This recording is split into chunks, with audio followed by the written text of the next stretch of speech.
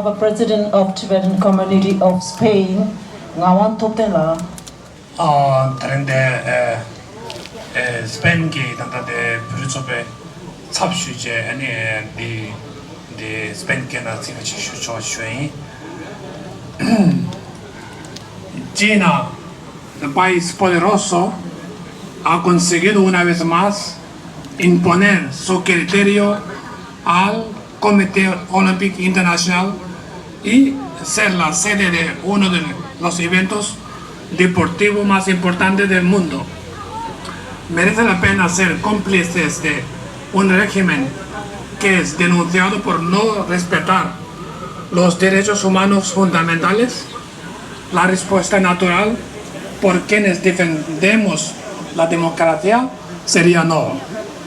No estamos en contra de que deportistas celebren su evento, sino que denunciamos a los líderes que deciden dónde hacerlo, elijan países éticamente impresentables.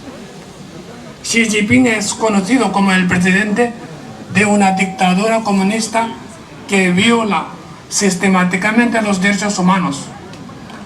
Organizaciones como Amnistía Internacional nos recuerdan que hay abogados, activistas encarcelados por su trabajo pacíficos y sobrevivientes de agresiones sexuales a quienes se castigan por denunciar.